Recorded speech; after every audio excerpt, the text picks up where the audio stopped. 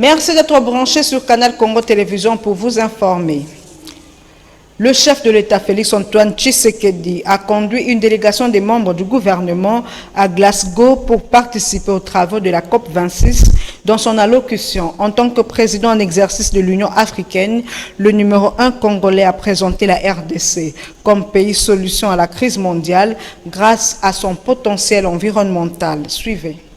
Grâce à ses massifs forestiers, ses tourbières et ses ressources en eau et en minéraux, la RDC participe à la COP26 en tant que pays solution à la crise climatique à travers le monde. C'est ce qu'a révélé le chef de l'État Félix-Antoine Tshisekedi lors de son mot de circonstance en tant que président en exercice de l'Union africaine.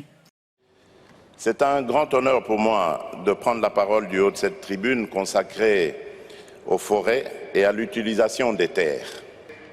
Les forêts du bassin du Congo constituent le deuxième poumon du monde et contribuent largement à la régulation de l'équilibre climatique mondial. Ce massif forestier est toutefois exposé au risque de déforestation. Dans le cadre de la mise en œuvre effective de l'accord de Paris, il est impératif de tenir compte d'atténuer ces risques car autrement il en résulterait une crise écologique majeure. Dans le cadre de la Commission des forêts de l'Afrique centrale, la COMIFAC, les pays membres du bassin du Congo partagent la vision d'un avenir durable. À cet effet, ils focalisent leurs efforts sur l'amélioration des conditions de vie de leur population. Dans le but d'assurer que ces populations ne contribuent pas à dégrader les ressources forestières, les solutions alternatives leur proposées sont l'agriculture écologique, la production de l'énergie propre et durable, ainsi que la préservation des droits des communautés locales et des peuples autochtones. Au vu de sa prépondérance dans le bassin du Congo, la République démocratique du Congo, comme pays solution, porte une grande ambition climatique et tient à en assumer le leadership. En ma qualité de président en exercice de l'Union africaine, j'ai récemment lancé le plan de relance verte pour l'Afrique qui vise à renforcer les mesures en faveur de la viabilité de l'environnement et de la prospérité en Afrique. Fidèle à cette ambition, la République démocratique du Congo a pris les résolutions suivantes. Accroître notre contribution déterminée au niveau national en l'apportant à 21% de réduction d'émissions de gaz à effet de serre à l'horizon 2030. Lancer un programme visant à planter 1 milliard d'arbres à l'horizon 2023. Élargir notre mix énergétique en combinant l'hydroélectricité, le solaire, la biomasse, etc. Incursion des rebelles à Bukavu, dans le sud Kivu, 6 assaillants, 2 militaires et policiers tués, 36 rebelles capturés, 14 armes récupérées. Tel est le bilan provisoire établi en fin d'après-midi de ce mercredi 3 novembre 2021 à Bukavu par le gouverneur de la province du sud Kivu, Théo Ngwabidje. Les détails avec Émile Mouyaya. Le bilan provisoire a été établi en fin d'après-midi de ce mercredi après l'incursion des groupes rebelles dans la ville de Bukavu. La nuit du mardi à mercredi 3 novembre, où un groupe de bandits identifiés comme le mouvement CPC 64 a fait incursion dans le chef-lieu de la province du Sud Kivu avec comme objectif de libérer le pays. Selon le gouvernement provincial, 6 assaillants, 2 militaires et policiers tués dans cette attaque. 4 hommes armés de ce groupe ont été blessés et 36 d'entre eux capturés et présentés à la presse. 14 armes de guerre ont été également récupérées dans cette incursion qu'a ciblé plusieurs commissariats. Déjà, à en croire le porte-parole de l'armée au sud Kivu, Dieudonné Kasereka, les éléments des forces armées de la République démocratique du Congo procèdent aux opérations de ratissage dans la ville de Bukavu, après une nuit et une matinée agitées. Car, dit-il, les rebelles se sont infiltrés en tenue civile et tentent de se camoufler au sein de la population. Notez que le gouverneur de province Théo Ngouabidié appelle la population au calme et à dénoncer tout mouvement suspect. La ville de Bukavu, dans le sud Kivu, a fait l'objet d'une incursion ce mercredi. À cet effet, Maître Georges Toilié, président national du FPDD, plaide en faveur de l'élargissement de l'état de siège dans la province du sud Kivu. Il s'est exprimé au micro de Maxime Makaboun et Bob Nzamba. Après l'incursion des éléments du mouvement CPC 64 dans la ville de Bukavu, Sud Kivu, Maître Georges Toilié, président national du FPDD, appelle le chef de l'État Félix Antoine Tshisekedi Tshilombo à étendre davantage l'état des sièges dans la province du Sud Kivu pour plus de sécurité de la population. Oui, avant toute chose, permettez-moi de présenter mes sincères condoléances aux familles éprouvées par cette énième incursion des hors-la-loi, des criminels de la République, de ceux qui sont en train de chercher à déstabiliser l'Est de la République démocratique du Congo en particulier et la République en général. Alors, il faille que nous puissions nous remémorer que l'état des sièges est prévu dans la Constitution et les lois de la République régissent cette situation. Je pense, à mon humble avis, qu'il est grand temps qu'on puisse élargir cet état des sièges aussi au nord Kivu, au sud Kivu. Vous savez, il y a des langues qui se délient, qui disent que l'état des sièges est en train de piétiner. Moi, je pense que ça ne piétine pas. On avait plusieurs groupes armés et aujourd'hui, il n'en reste que quelques-uns avec quelques incursions qui profitent notamment de leur fuite. Mais en ce qui concerne le Sud Kivu, je plaide encore, s'il faille que le chef de l'État prenne encore des ordonnances qui mettent sur pied le tas de sièges au niveau du Sud Kivu, ça serait une bonne chose. S'agissant de la problématique du consensus autour des animateurs de la CENI, Maître Georges Toilié estime. Vous savez, il y a une chose. Les gens ne doivent pas considérer la nation comme étant leur bien privé. Nous devons évoluer, nous devons marcher. Lorsqu'on a commencé avec la CENI, on a mis en place le bureau à l'occasion pour les élections de 2006. Il y avait l'abbé Maloumalou qui était président. Ces mêmes confessions religieuses n'ont pas voulu de l'abbé Maloumalou. Après l'abbé Maloumalou, c'était le pasteur Ngoï. Les mêmes confessions religieuses ont encore demandé que l'on puisse l'écarter parce qu'il ne répondait pas, il était de connivence avec le pouvoir. Après Ngoï Moulunda, c'était Corneille Nangaa. Les mêmes confessions religieuses sont revenues à charge pour dénoncer le travail efficace qui a été fait par Corneille Nangaa. Aujourd'hui, ils sont prêts à Kadima. Je ne sais pas, dans ces pays, si c'est mon candidat, il est bon, si c'est le candidat de l'autre, il est mauvais. Je ne sais pas comment on va évoluer. Pour Maître Yannick Mvoudi, porte-parole du parti politique Alliance pour la République et la conscience nationale de l'honorable Bitakwira, les signes d'alerte ont été lancés. Dommage que l'inattention des autorités ait favorisé cette incursion. Ce haut cadre de ARCN plaide en faveur d'un bon équipement de nos services d'intelligence. Ces propos ont été recueillis par Émile Mouyaya et Moron Djambé. La ville de Bukavu, chef-lieu de la province du Sud Kivu, s'est réveillée sous le coup des bottes et de crépitements à l'arme lourde. Une incursion d'un groupe de rebelles non autrement identifiés, affirme le commandant de la 33e région militaire sur place à Bukavu. Une situation d'insécurité non approuvée par le parti politique pour la République et la conscience nationale à travers son porte-parole Yannick Mvumbi. Je voudrais ici signer in tempore non suspecto. L'honorable Justin Bitakwira avait demandé au président de la République de mettre, n'oubliez pas que c'est sa province d'origine, le Sud Kivu, de mettre cette province sous état de siège. Parce qu'il y avait déjà des informations là dans le sens qu'il peut y avoir des incursions. Mais à l'époque, nous n'avons pas été entendus. Aujourd'hui, les faits nous donnent raison. Regardez, j'étais en contact avec les amis qui sont au niveau du Sud Kivu. On informait les services de sécurité et même les gouverneurs étaient informés qu'il pourrait y avoir une incursion.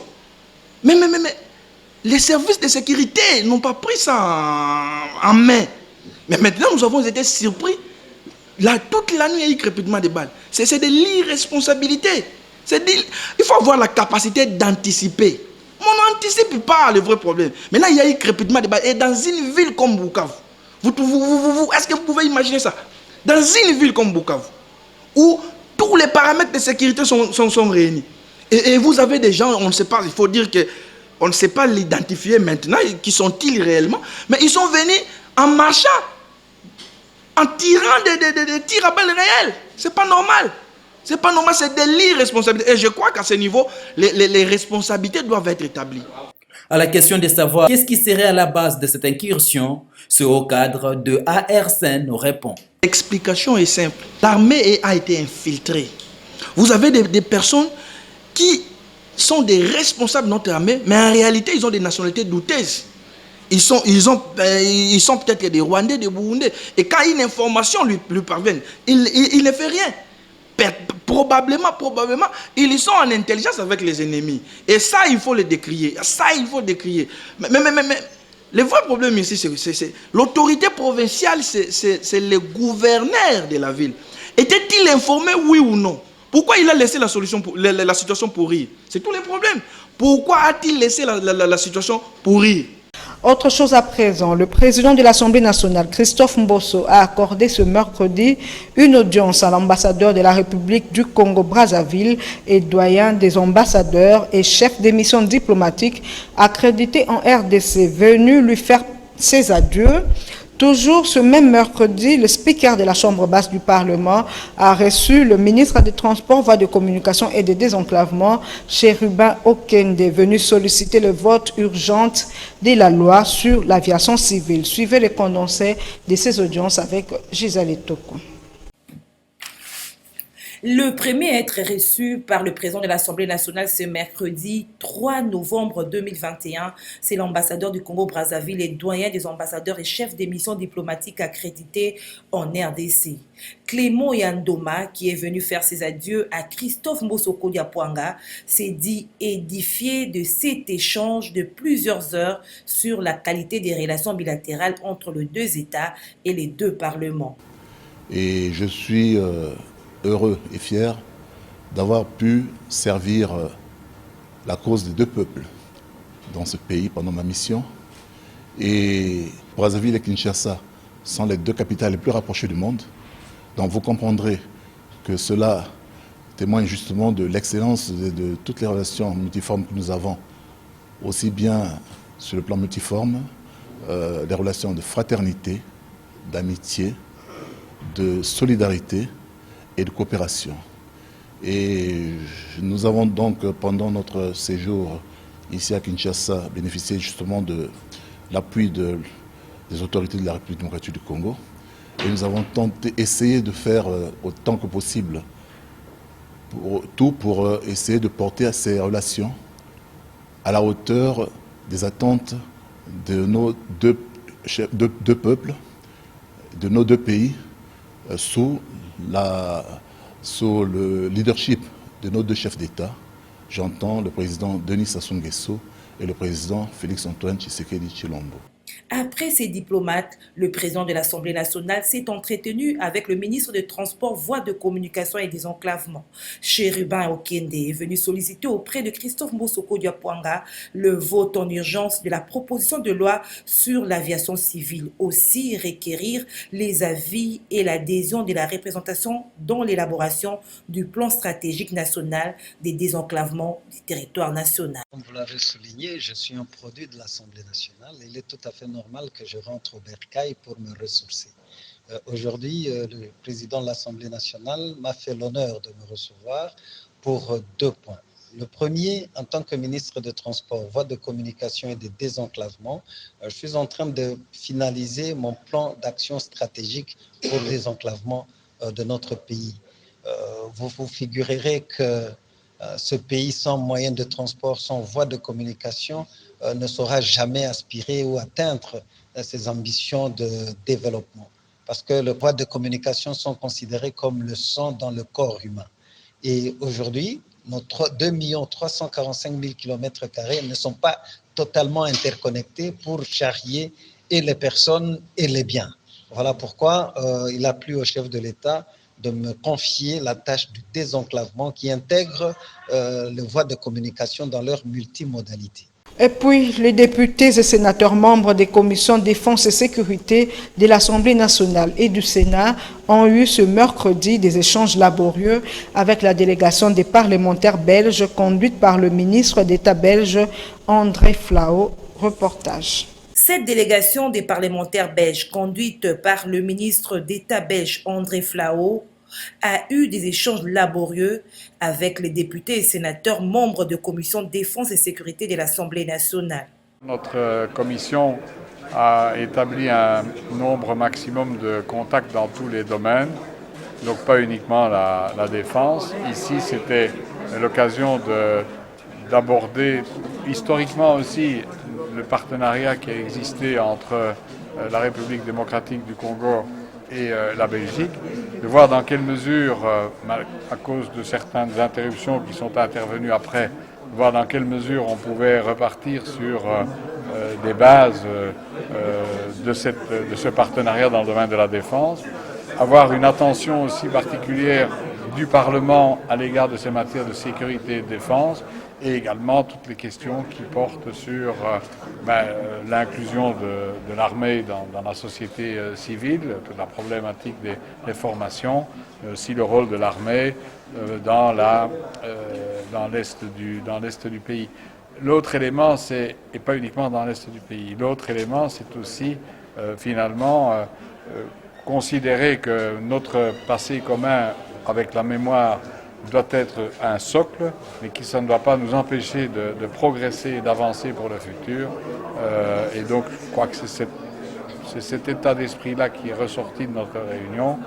On nous a demandé quand on allait découvrir d'autres endroits que Kinshasa pour aller à l'Est, mais ça, on mettra ça à l'ordre du jour et nous aurons l'occasion de nous revoir prochainement ensemble. En croire le chef de cette délégation des parlementaires belges, il faut également considérer que le passé commun avec la mémoire doit être un socle qui ne peut pas empêcher Belges et Congolais de progresser, d'avancer pour le futur.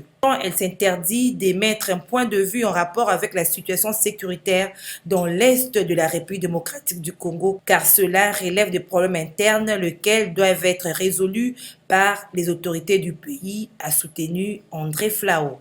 Vous n'aurez pas une prise de position de la délégation parce que les problèmes internes ils doivent être résolus par les autorités d'un pays. On ne peut pas à la fois dire qu'on ne veut pas faire du néocolonialisme ou du paternalisme et en même temps dire vous devez faire ceci, vous devez faire cela.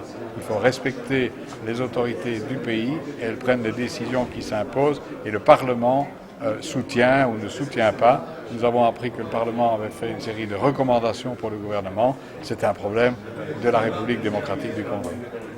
Vaccin contre la COVID-19 en RDC. Le ministre de la Santé publique, Hygiène et Prévention, Dr Jean-Jacques Mbungani, a tenu à éclairer la lanterne des élus nationaux. Quant à ce, Maxime Makabou nous en parle. Leur rôle d'être les représentants du peuple. Voilà pourquoi le ministère de la Santé publique, Hygiène et Prévention a levé l'option de venir ici sur place, échanger avec les députés, répondre à leurs questions et leur montrer l'intérêt de la vaccination. Je suis très heureux d'ailleurs qu'à l'issue de cet échange, le deuxième vice-président de l'Assemblée nationale ainsi que d'autres députés et sénateurs se sont prêtés à cet exercice de la vaccination publique qui va donner le go encore à la population pour se faire vacciner. Je profite de la tribune pour rappeler que la vaccination aujourd'hui fait partie de la riposte contre la pandémie Covid-19 et j'appelle notre population à accéder à la vaccination. L'exemple nous a aussi été donné par le chef de l'État, son épouse qui ont eu les 2 doses de vaccin. C'est important. Se faire vacciner, c'est se protéger. Se faire vacciner, c'est protéger les autres. Merci, excellent. Le parti politique G4, cher à Gaston Foumou Tchamba, salue la mise en place de la nouvelle équipe de la CENI. Celui-ci exhorte les compatriotes de la diaspora d'éviter de combattre la patrie en s'attaquant ouvertement aux cavaliers de la culture à travers la musique. Il fustige également le comportement d'Ensemble pour la République qui s'est approché au pouvoir, selon lui, pour des intérêts égoïstes. Suivez leur déclaration lue ici par le secrétaire général adjoint Lebo Katenga au micro de Pierre Modeste Chichi Chileu. Sensibiliser, conscientiser les Congolais de la diaspora et autres politiques a toujours privilégié l'intérêt général en lieu et place des intérêts égoïstes. C'est le but de ces points de presse animés par les G4. Par la voix de son président national, le camarade Gaston Fumutiamba salue la mise en place de la nouvelle équipe de la Commission électorale nationale indépendante, en sigle, dirigée par le président Denis Kadima. Le camarade Gaston Fumutiamba, président national de la génération 4, s'est réjoui de cet aboutissement heureux qui ouvre la voie aux élections de 2023. Et jadis des élections libres, démocratiques et transparentes. Au regard de l'attitude de certaines confessions religieuses, le camarade Gaston Fumutiamba rappelle au souvenir de ces derniers que la République démocratique du Congo est un État laïque. L'intérêt supérieur du peuple congolais passe avant tout toute caprice de quelques individus ne pouvant pas bloquer le fonctionnement de notre pays. Quant aux compatriotes de la diaspora, le président Gaston Fumutiamba les exhorte d'éviter de combattre la patrie en s'attaquant ouvertement aux cavaliers de la culture congolaise à travers la musique, notamment les cas de Ranson, Ferregola, tant d'autres. Il les encourage par contre à veiller et à prêter main forte au développement culturel et artistique de notre très cher pays à travers la musique et les expositions artistiques. Chers camarades de la génération 4, le président national de la G4 fustige en outre le comportement de nos camarades du Parti d'Ensemble pour la République qui s'étaient approchés du pouvoir en place uniquement pour leurs propres intérêts égoïstes. Enfin, le président national Gaston Fumutiamba appelle tous à l'unité au sein de l'union sacrée de la nation en évitant les agendas cachés. Dans un autre registre, Atou Matubwana reviendra-t-il ou pas dans la province du Congo central? En tout cas, les notables issus des 366 groupements du Congo central disent niet. Pour Joseph Mabanga, porte-parole de cette cohésion, l'impunité n'a pas de place en RDC. Il le dit au micro de Gisèle Toko et Bruno Nzinga. Atou Matubwana appartient au passé. L'impunité n'a pas de place en République démocratique du Congo. C'est en ces termes que réagit Joseph Mabanga, porte-parole de la cohésion provinciale des notables issus des 366 groupements du Congo central, qui s'est réjoui de la destitution de ce gouverneur qui a été fait par une juridiction compétente. La décision du Conseil d'État est un non-événement, dit-il. Il a été décidé par le Cour constitutionnelle. Le ministre de l'Intérieur n'a pas pris un acte administratif, mais il a pris acte de la déchéance et il a bien expliqué dans les messages qu'il a pris acte de la déchéance en exécution de la R-Cons 1171 du 29 mai 2020. Donc de ce côté-là, il n'y a pas de débat. Maintenant, ceux qui pensent que l'impunité a sa place au Congo démocratique, libre à eux. Ceux qui pensent qu'ils sont dessus de la Cour constitutionnelle, dont les arrêts ne réfèrent aucun recours, libre à eux. Alors, nous nous réjouissons que la destitution n'a pas été faite par un ministre, ça a été fait par la juridiction compétente. Nous nous réjouissons que le gouvernement central a traité ça en conseil des ministres. Nous nous réjouissons que le bureau de CENI a réceptionné les candidatures. Nous lançons l'appel au peuple du Congo de se mobiliser comme un seul homme. Quiconque va empiéter l'arrêt 1171, nous trouvons sur son chemin et nous allons nous prendre en charge conformément à l'article 64 de la Constitution.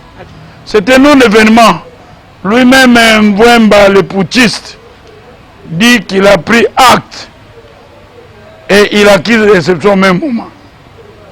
Finalement.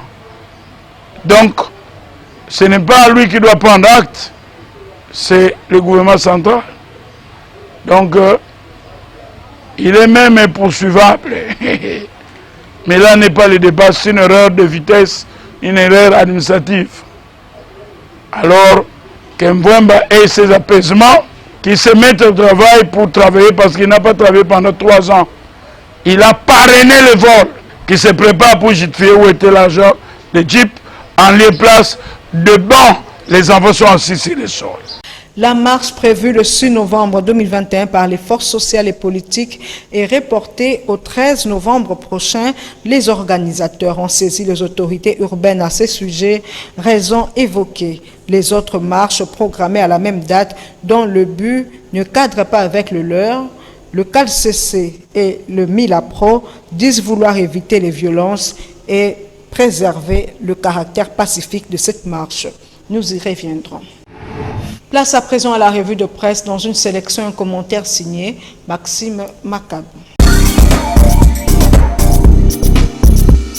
72 heures avant la marche du nouveau bloc de l'opposition, les FCC de Joseph Kabila se déstabilisent.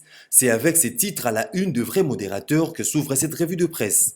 Ainsi renseigne le journal, à 72 heures de la marche du bloc de forces politiques et sociales, le FCC, principal allié de la Mouka, se trouve au bord de l'implosion. Une démonstration des forces, la première depuis la mise en place de ces regroupements politico-sociaux, risque de faire flop. Encore et toujours cette lutte des repositionnements. Cependant, poursuit-il, si certains radicaux dans les rangs du FCC prônent la rupture après la désignation controversée de Denis Kadima à la tête de la CENI, les autres auraient déjà entrepris renchérir la source des contacts pour occuper les 2 postes réservés à l'opposition. Pendant ces temps, le quotidien du journal titre « L'Union sacrée prépare un accueil triomphal pour Fachi ». Après plusieurs jours passés en dehors du pays, rapporte le quotidien, pour des raisons liées à un agenda diplomatique surchargé et aux résultats favorables, le président de la République, Félix Tshisekedi, regagne le pays sous paix pour lui réserver un accueil digne et triomphal, envie de lui témoigner tout l'attachement que lui accorde sa famille politique. L'Union sacrée entrevoit de mettre à contribution tout ce qu'elle a comme force, parti politique, personnalités et associations, c'est envie de démontrer à la face du monde que entre Fachi et la population, c'est le grand amour, conclut-il. Congo Nouveau, lui, s'interroge en manchette, Union sacrée, Sesanga s'en va, à qui le prochain tour? En croire les tabloïds, l'élite de Luisa et du Kananga dans la région kassaïenne dit avoir été déçu par l'attitude de ses collègues de l'Union sacrée de ne pas vouloir offrir au pays un processus électoral crédible et apaisé. Impact News qui boucle ce point des journaux s'exclame au bas des pages « Détention illégale du passeport diplomatique, la mafia et la fraude d'Olivier Kamitatou ». C'est tout pour cette revue de presse.